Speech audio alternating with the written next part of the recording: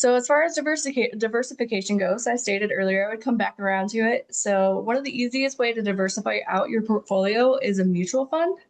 So mutual funds are professionally managed money. So an individual investor can purchase a share of a mutual fund, and then your money is now pooled inside that mutual fund. And a mutual fund always has a fund manager.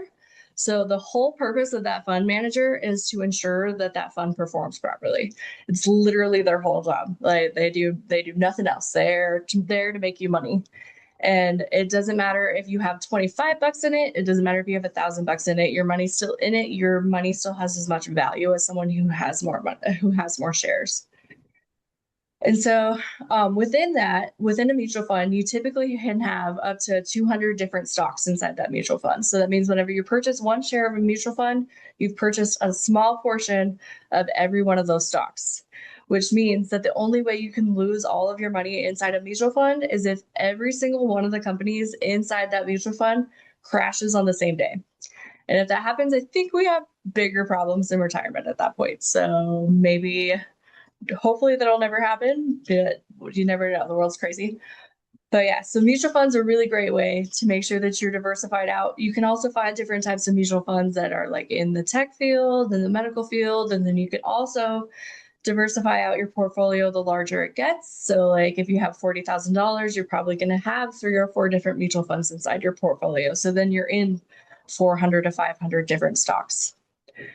That makes a really big difference in protecting your money and diversifying out that risk. So a lot of people wait to invest. They don't start investing until like their late 30s, early 40s. And there's kind of a high cost of waiting to investing. So none of these numbers are meant to scare anybody. So if you guys aren't caught up to where this is, don't worry about it. There are ways to catch up. This is just for educational purposes only. But if you look at it, so let's say we have right here in the far left column, we have a 27-year-old that invested $100 a month at a 9% rate of return, really important. By the time that they retire at the age of 67, they have $471,000. But let's say this person decided to wait 1 year longer. They decided to wait till the age of 28. They lost $40,000 just by waiting 1 year to start investing. And then it increases dramatically from there. So if you hit the age of 32 and you're like, oh, I'll start investing now, you've missed out on $175,000. And then take it further, age of 42, you've missed out on $350,000. So there is a high cost of waiting. That being said, don't freak out about your current position if you guys aren't totally caught up. There are ways to catch up, but the cost of waiting is very dramatic. And I always tell people the best day to start investing was yesterday. The second best is today. So the sooner you begin, the greater potential for growth that you have inside your investments. But a lot of people come to me and they're like, I can't afford to invest. I'm living paycheck to paycheck. I have no money to set aside. Well, you can start investing for as little as 25 bucks a month. And honestly, the biggest part is just getting started. And with that, how many people can afford 25 bucks a month? And so I tell people to kind of address their financial priorities. So I don't know about you guys. I like my Starbucks. I go to Starbucks a lot, but Starbucks has gotten expensive. I think this is probably a little outdated now. But just by replacing Starbucks a couple times a week, I can save $10, maybe even $20 now because it's gotten so pricey. And so just, making coffee at home instead of going out to Starbucks, I've saved myself 10 bucks a week.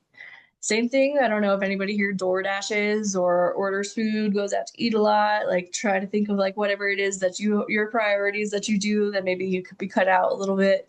But everybody has something, right? That they can cut out once or twice a week just to make a big difference in their finances. And so in this situation, we cut out, we saved 50 bucks a week. So that's 200 bucks a month. So let's look at what 200 bucks a month can do. So we invest this 200 bucks a month, really important, at a 9% rate of return. After 10 years, that 200 bucks a month is almost $40,000. We're at 38, yeah, or $38,000. So if you look, the blue is how much you've contributed, and then the orange is the interest that you've acquired on your investments over that 10 years. But then we can take it a step further and look, now what if we look at it over 35 years? So the blue is once again your contributions. This is your $200 a month. The orange is how much interest you've gained.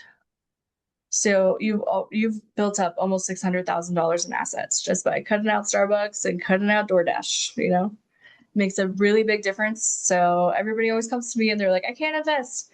What can we cut out? What can we do to make just a small difference and have a huge impact upon your financial future?